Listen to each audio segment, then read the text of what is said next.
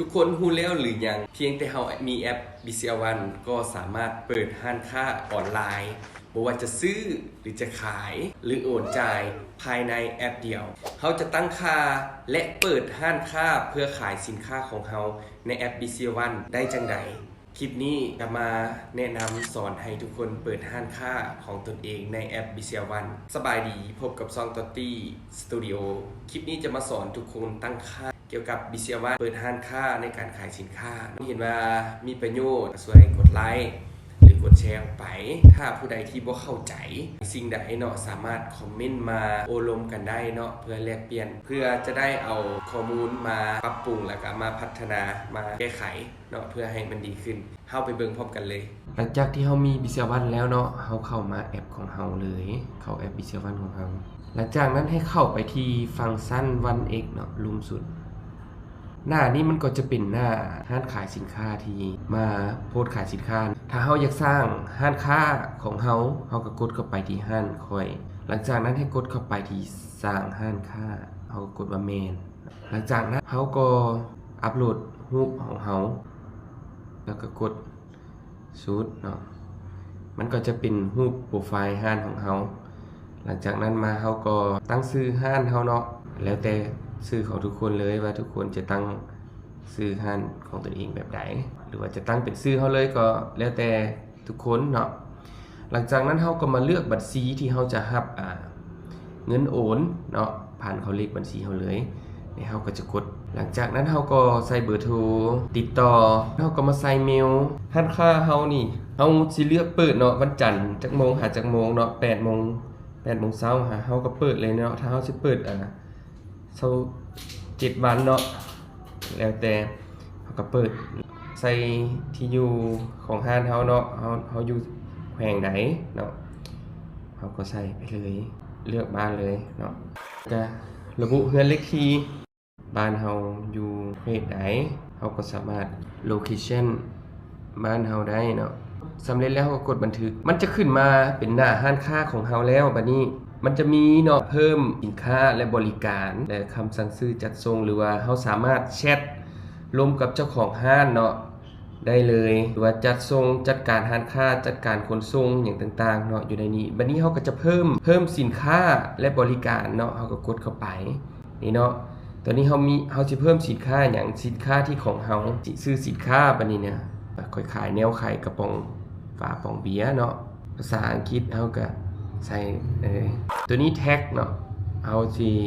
แท็กนี้หลังจากนั้นเฮาก็กดเพิ่มรูปสินค้าเพิ่มรูปสินค้าแล้วก็กดแอดเข้าไปตัวนี้เป็นรูปสินค้าของเฮาเนาะเฮาก็แอดเข้าไปอีกเนาะเฮามีสินค้าหยังเฮาก็เพิ่มแอดเข้าไปเนาะเป็นห้านของเฮาสามารถสร้างให้เขาเจ้ามาติดตามในแอปก็ได้เนาะหรือว่าเฮามี2สินค้านี้เนาะหลังจากนั้นเฮาก็กดต่อไปเฮามากดเลือกใส่แบบสต็อกเนาะว่าเฮามีสต็อกเท่าใดสมมุติเฮาก็กดราคา 45,000 กีบเนาะต่อ1อันเฮาก็กดเข้าไปขนาด5คูณ10ก็ได้นะกว้าง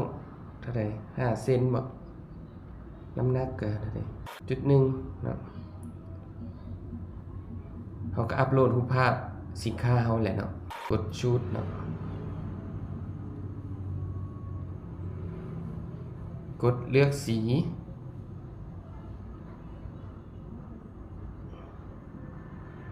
ระบุค่าส่งฟรีโอเคหลังจากนั้นเฮาก็กดต่อไปได้เลยอธิบายเกี่ยวกับสินค้าของเฮาเนาะ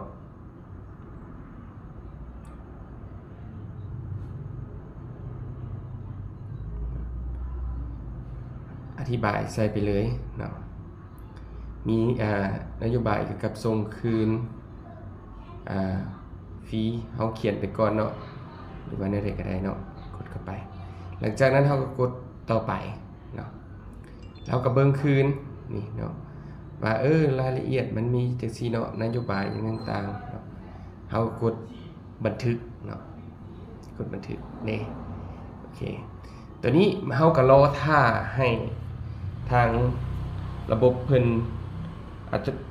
อนุมัติเนาะรอท่าแล้วสินค้าของเฮาก็จะไปอยู่ใน บริการเนาะตัวนี้ร้านค้าของข้าพเจ้าเองซื้อตอตตีรีวิวเนาะฝากทุกคนไปกดติดตามกดเบิ่งห้านได้เนาะฝากสินค้ากับที่ออกมาแบ่งปันให้ทุกคนฟรีๆกับอุดหนุนก็ได้เนาะเพื่อสนับสนุนนำในกาแฟต่างๆเนาะโอเคเนาะอันนี้ก็คือขั้นตอนในการสร้างห้านขายสินค้าในแอป BCR1 ของเฮาเนาะแล้ววันนี้ก็คือถ้าเฮาที่ช้อปปิ้งเนาะเฮาก็กดมาที่ตะกร้านี่เนาะเฮาก็เลือกเอาเบอร์โทรของเฮาแล้วก็ที่อยู่ของเฮาได้เลยเนาะสิใส่ที่อยู่ของเฮาอยู่ใส่เฮาก็ใส่แล้วก็ใส่เบอร์โทรของเฮาเนาะหลังจากใส่เบอร์โทรของเฮาแล้วก็แขวงเนาะเมืองบ้านเมืองแขวงเฮาก็เลือกใส่ได้เลยเนาะอันนี้เฮาก็ออปชั่นนี้เนาะเฮาก็บ่มีก็บ่ใส่เฮาก็ใส่บ้านแล้วก็ที่อยู่หลักของเฮาเนาะหลังจากนั้นเฮาก็กดบันทึกเนาะกดบันทึกเวลาเฮาสั่งซื้อสินค้าในแอปนะปึ๊บเขาเจ้าก็จะจัดส่งมาตามที่อยู่ของเฮาฝากไปนี่เนาะในแอปพลิเคชันนี้บ่ว่าจะเบอร์โทรหรือบ้านเนาะบัดนี้เอามาเบิ่งศูนย์กลางเนาะตัวนี้เฮาสามารถสร้างโพสต์ตัวนี้เนาะเฮาสามารถสร้างโพสต์ได้เลยศูนย์กลางนี้จะเป็นหน้าที่ว่าเฮาสามารถเอาสินค้ามาโพสต์ขายเฮาสิสร้างโพสต์เฮาก็กดเข้าไปเนาะเฮาสิโพสต์ขายสินค้าเนาะเฮาก็กดเข้าไปที่สร้างโพสต์ตัวที่แท็กเนาะเฮาสามารถใส่ชื่อใส่แท็กแม่นสินค้าเฮานั่นแหละเนาะทุกคนตัวนี้มันแท็กเนาะแท็กมันซื้อสินค้าของเฮาเนาะทุกคนถ้าเขาเขียนพิมพ์มาเนาะแท็กเข้ามาเฮาก็สามารถเข้าได้เนาะบัดนี้เฮาก็เพิ่มรูปเลยเนาะเพิ่มรูปสินค้าของเฮาก็กดแอดเพิ่มรูปสินค้าของเฮาเนาะโอเคแล้วก็มาเบิ่งงบประมาณราคาเนาะเฮาก็ใส่ราคาขายสินค้าเฮาก็กดไปเนาะกดเนาะแล้วเฮาก็ใส่งบประมาณใส่รูปเนาะแล้วก็ใส่สถานที่เนาะเฮาก็เลือกสถานที่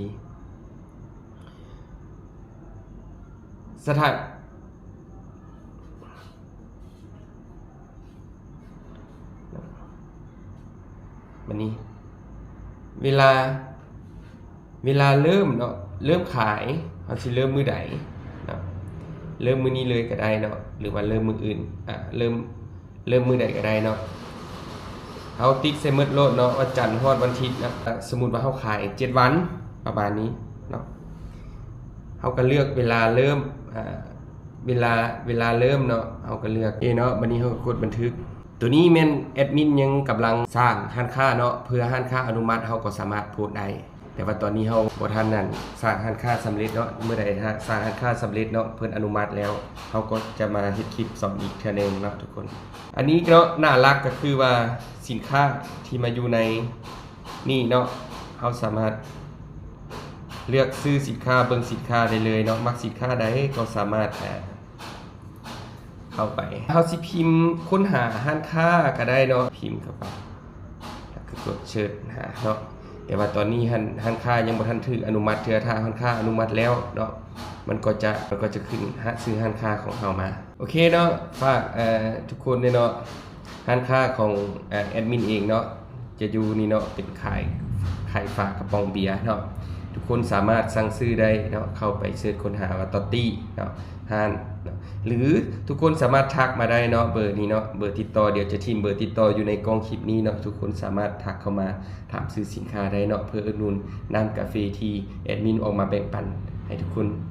แบบนี้เนาะสิ่งดีๆถ้าคลิปนี้เป็นประโยชน์เนาะฝากทุกคนกดไลค์กดติดตามไว้หรือกด Subscribe เนาะถ้าผู้ใดบ่เข้าใจสิ่งใดเนาะสามารถคอมเมนต์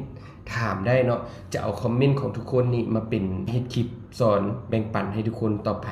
เนาะขอแค่กำลังใจคนละ1ไลค์เนาะหรือว่าแชร์ออกไปให้หมู่ได้เบิ่งในคลิปนี้เนาะวิธีสร้างตั้งร้านค้าในฟังก์ชันใหม่ของแอป BCR1 เนาะแล้วพบกันใหม่ในคลิปต่อไปขอบใจสบายดี